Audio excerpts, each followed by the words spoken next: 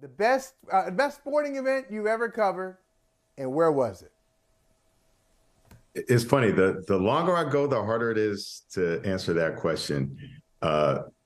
Game 6 of the 2013 NBA Finals, the Heat and the Spurs, the Ray Allen shot was pretty good. It comes to mind. I don't automatically put it at the best.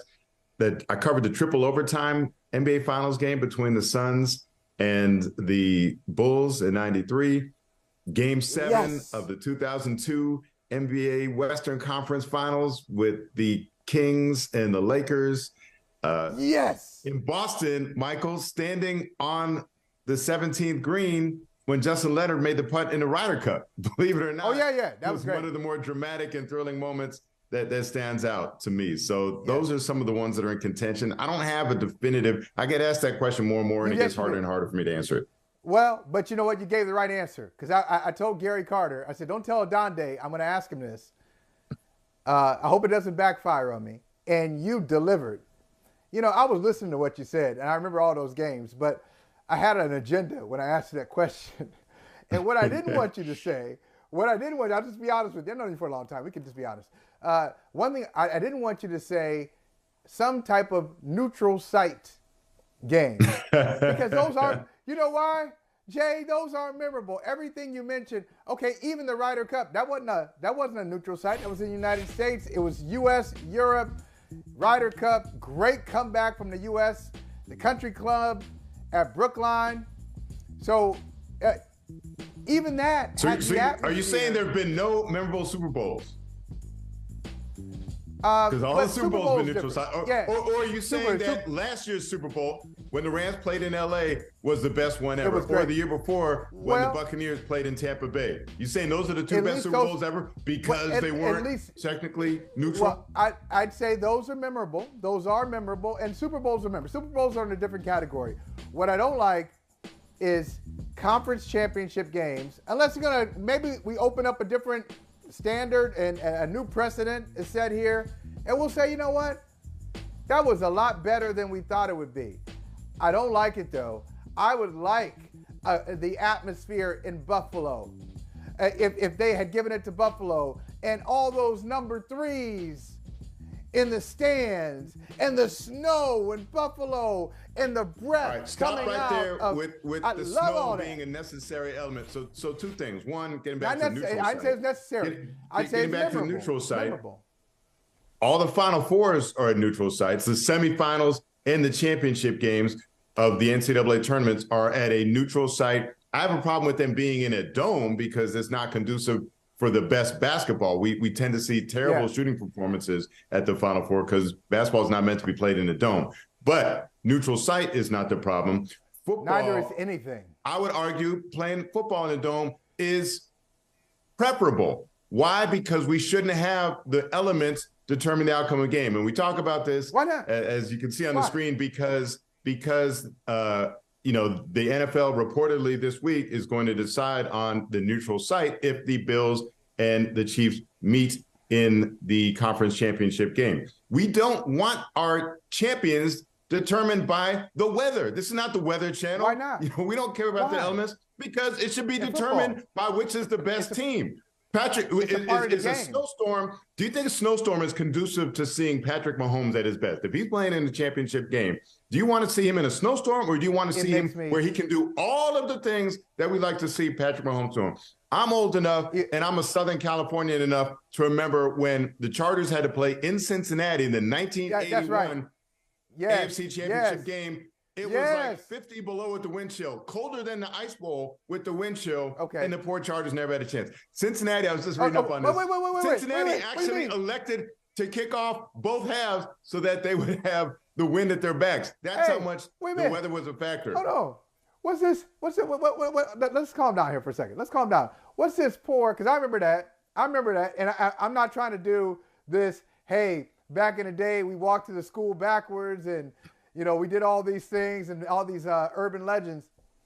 But that day, just up the road in Northeast Ohio, because that was in Cincinnati, Northeast Ohio, it was cold there too. That day, went outside with my friends, we played football. Okay, just the way, hey, I don't know. You didn't play for a trip to the Super Bowl wasn't on the line. A trip to the Super Bowl was not on the line. But when the stakes are high, I don't want the weather to determine the outcome. I want the best teams and the best coaching and the best strategy and the best performance to determine the outcome, not the weather, not the wind or the snow. Explain to me, sir, Professor, explain to me why the Chargers, is that what your students call you, Professor Adande? Is it Professor Adande or is it? They've been known to call me that, yes. Okay. Don't have them call you Jay. Just, hey, call me Professor Adande. But you explain to me why the Chargers didn't have a chance and the Bengals did? Because that was an unusual circumstance. Not like it's always 59 below wind chill in Cincinnati. It's just the opposite. So why did the Chargers not have a chance and the Bengals did? You think the Bengals might have been slightly more used to it? You think their bodies might have been a little bit more acclimated to the cold since that was their environment? So there's another notion that we need to dispel, and that's that would constitute football weather. Like I saw a guy, Floria, was saying, they should pick like Heinz Field or Soldier Field or Lambeau Field even play this game.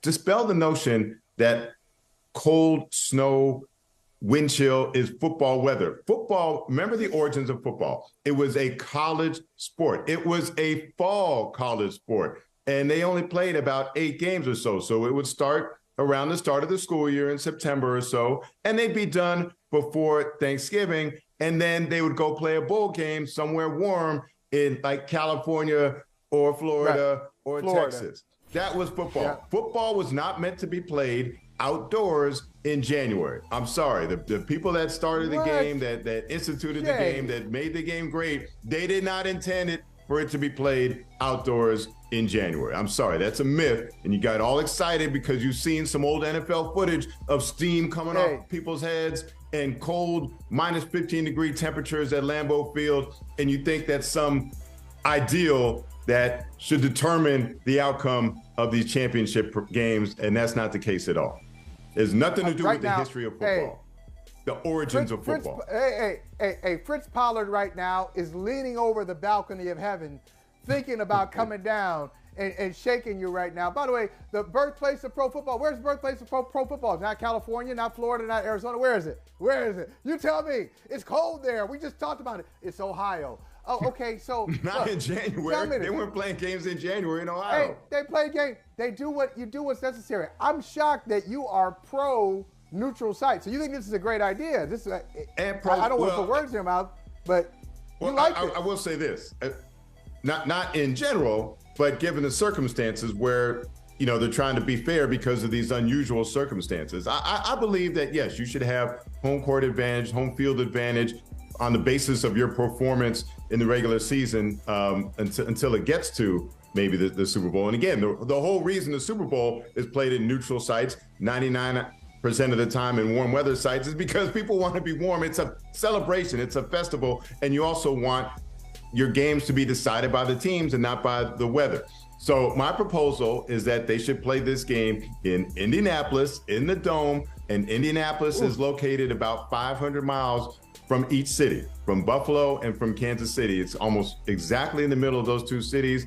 It's a nice neutral. And furthermore, I say each team should be allowed to charter a couple jets and fly in some of their, longest standing season ticket holders and just give a reward for them. So you definitely should have some fans from both teams there and, fly in some of your best season ticket holders and reward them. The league should do it. The league should do that. But because you're going down the right path here. Now, I like what you said there. I don't like the neutral site. I wish they could have gone by. I know it's unfortunate, nobody's fault, and we'll talk about that in a second. But I wish they could have just gone by the rules that they've already established. The rules that they've established is that in these cases, you go by winning percentage, and go by winning percentage. Kansas City is your number 1 seed in the AFC and would have home field, although we know Cincinnati beat Kansas City. Cincinnati's better than Kansas City, by the way. Ooh, I said it. And Buffalo also beat Kansas City, but it's just the way it goes. It's just the way it goes. They won 14 games. Buffalo won 13.